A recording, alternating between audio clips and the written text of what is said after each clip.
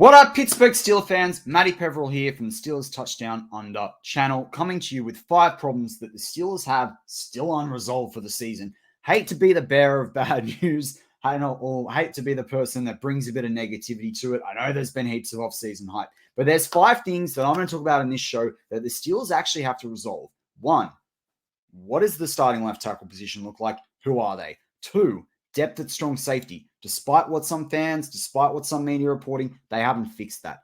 What's happening with the fullback role? Is there a fullback? Who is that guy? We're going to talk about that as well. We're also going to talk about the 3rd outside linebacker. Who is supporting Highsmith and 2J? Who's going to fill the role if, unfortunately, one of those guys goes down for 4 or 5 games in the season? We can't afford what happened last year. This team is in it to win it. We don't want to waste Cam Hayward. We don't want to waste Minkah Fitzpatrick. We don't want to waste Patrick Peterson on his last 2 years. We don't want to waste Najee or Freemuth on their rookie contracts. We're paying DJ $18 million a year. We're not paying him $18 million a year to not score touchdowns or to have to try and score 1 million touchdowns, even though he didn't get one last year, to fix that problem. So we're going to talk about that a little bit more as well. And we're going to talk about the D-line. Can't be Hayward and Ogunjobi with a bit of Leal in the mix doing everything as well. So they're the 5 things we're going to cover. All right, let's get into number 1. Left tackle.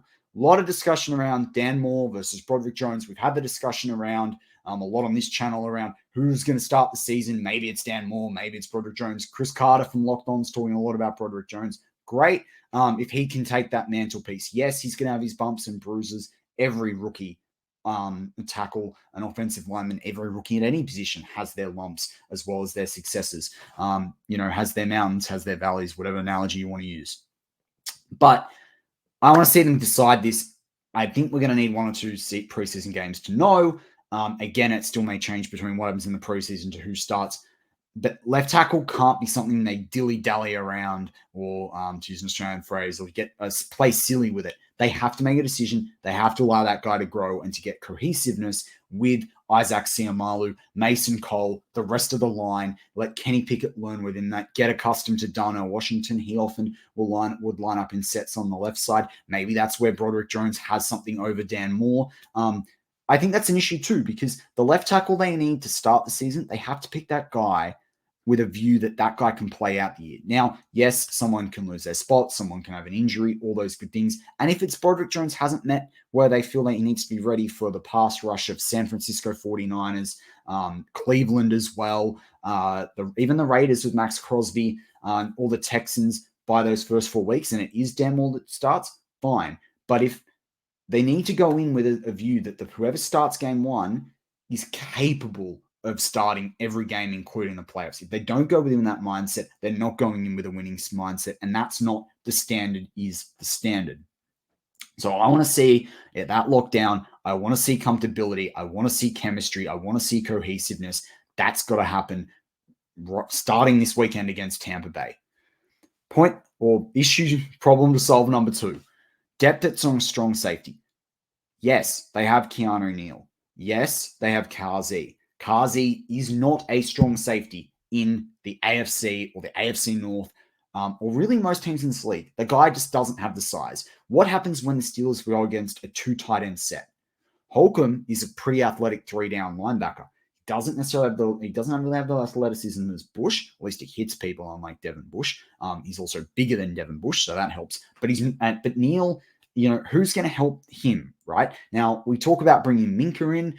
Now, obviously, Terrell would come in. Minkah would come closer. That means Kazi could play that deep safety role. Patrick Peterson's talked a little bit how he's played some deep safety.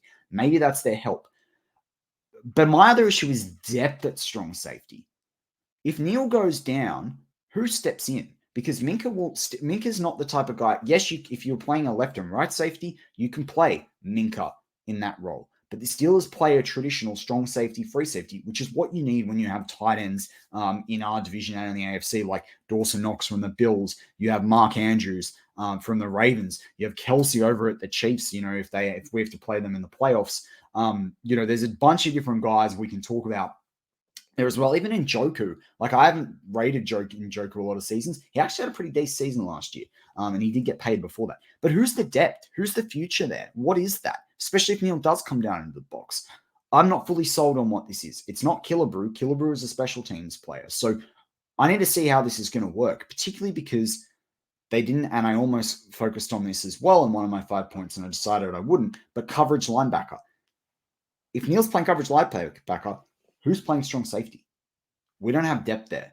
That needs to be solved. And if it's not going to be solved this year, when they get by, they're going to have to solve that in the draft next year. So that's a problem that remains unresolved, and it may stay unresolved. Then the fullback role. Now, Connor Hayward, we had Connor Hayward, we had Derek Watt. Now, that makes sense. Derek Watt, special teams, Connor Hayward, rookie, totally makes sense. Connor Hayward's this hybrid between a fullback, running back, tight end. You ask the tight end coach, he's a tight end. He's lined up in running back sets. You ask Matt Canada, he's talked about him probably with his body type fitting the fullback role. Other people call him a Swiss Army knife. What is he? What is he doing? Now, you might say to me that maybe it's a hybrid approach. Maybe it's a bit of Kendrick Green. Maybe it's a bit of Darnell Washington in there.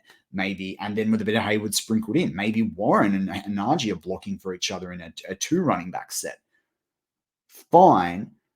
But I don't necessarily think we know the answer to this. And you could say, and let me know in the comments too, of course. You could say, hey, maybe they're going to fix this. Maybe this is what the preseason is there to sort out. Fine. I don't feel like I'm hearing consistent messaging across the Steelers on what this is, where it is. Maybe it's, because we've not necessarily fully seen that at training camp. Maybe it's they want to give Connor Hayward that spread of every skill so he feels comfortable wherever he is. But I'm not seeing it, and I don't think it's a problem that we actually have a clear solution to right now. They need to come out and list that. Now, I know they listed him at fullback on the depth chart. There's a difference between what the Steelers put on a depth chart and what they do. We saw that countless times last year between even the injury list and who was there and who was not. Point number 4. Who is backing up Highsmith, TJ Watt?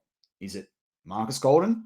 Is it Herbig? Is it both? Is one playing left? Is one playing right? Does it depend on the scheme? With Herbig going inside on sub packages? Again, that's a problem that I recognize. I also see that as being a problem for the Steelers, that they don't have to have a solution right now because Herbig is a rookie. But we need to walk away from the preseason and at least walk into the early season knowing who that is. TJ Watt and Alex Highsmith can't play 90% of the snaps. I kind of really don't even want them playing 80% of the snaps. I want them fresh, raring to go. I want them fresh, raring to go in down stretch of games. And I also want them ready, fresh and raring to go in the home stretch for the season to make the playoffs and in playoff games. TJ Watt had an incredible first quarter where he intercepted and returned the touchdown against Kansas City in Big Ben's last year. That was huge. We need him to be able to do that.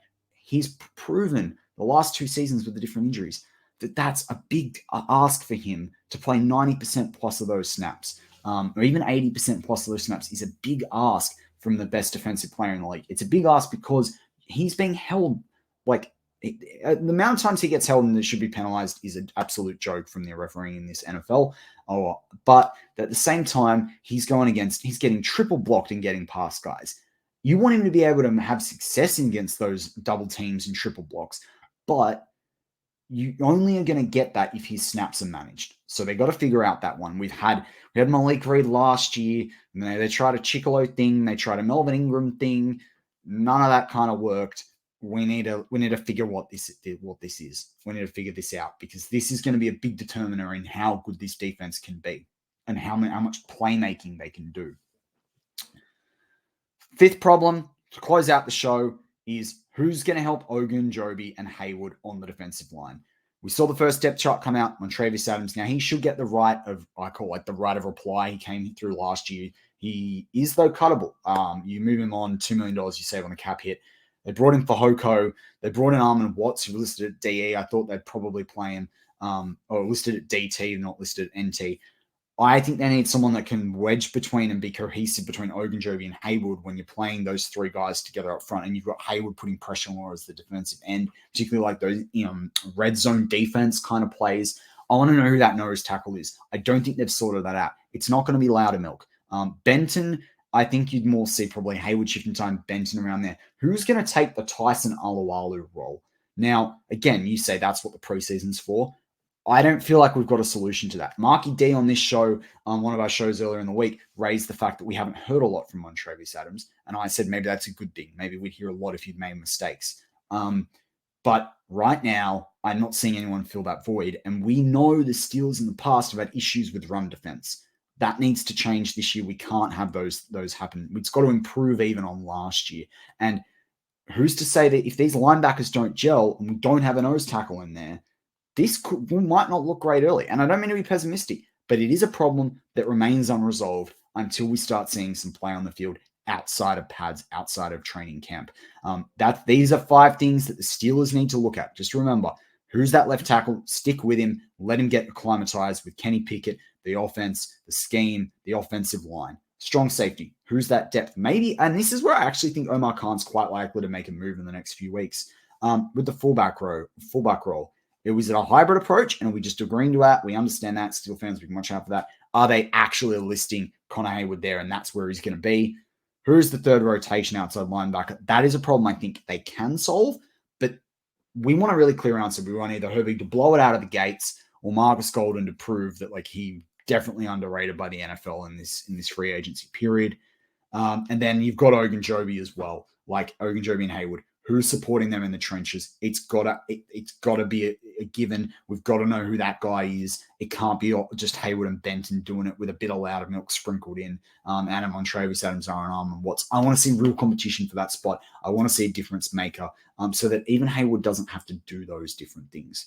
But that's going to wrap up this episode of Steelers Touchdown Under. I'm Matty Peverill. If you like the show, give it a like. If you've got a comment on anything I've said, hit the comments up. And hey, if you listen to a few of our shows, or maybe you found us for the first time and you're interested in what an Aussie and my other Aussie co-host, Marky D, have to say about the Steelers, hit that sub button too. We'd love to get you there. We do a couple of lives a week. We've got a lot planned going into the season, and we'd love to have you with us as a subscriber. As always, go Steelers.